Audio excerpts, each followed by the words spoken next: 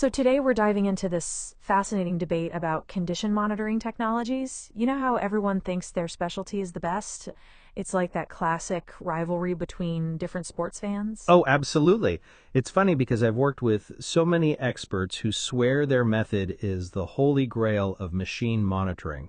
Vibration analysts, thermography specialists, acoustic monitoring pros, they all claim the crown. Let's break this down though. What's really interesting is that oil analysis can actually detect problems like 10 to 15 times earlier than these other methods. That's pretty impressive, right?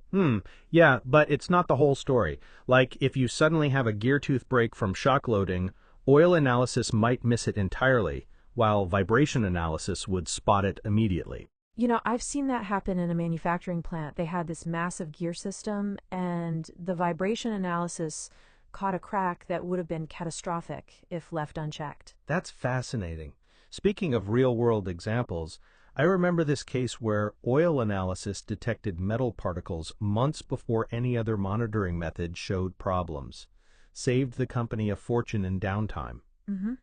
That brings up a good point about cost savings. What's your take on the investment aspect of these different technologies? Well, each has its own cost structure. Oil analysis might require regular sampling and lab work, but it's relatively inexpensive compared to some of the specialized equipment needed for vibration or thermographic analysis.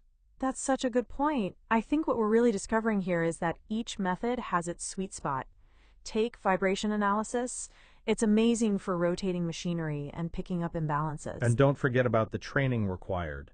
You need specialized knowledge to interpret these results correctly, regardless of which technology you're using. Absolutely right. It's not just about having the tools, it's about knowing how to use them effectively, like how thermography can show you a hot bearing, but you need experience to know if it's actually problematic. And then you've got acoustic analysis, which is like having superhuman hearing for leaks and electrical discharges. But it can be tricky in noisy environments, right? Exactly.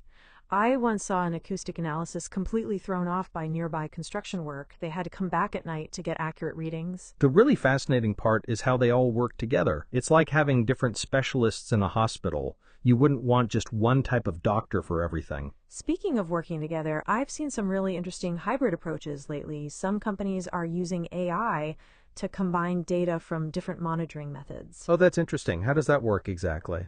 Well, imagine having all these different data streams, oil analysis results, vibration readings, temperature data, and the AI helps spot patterns that humans might miss. That's pretty cutting-edge stuff.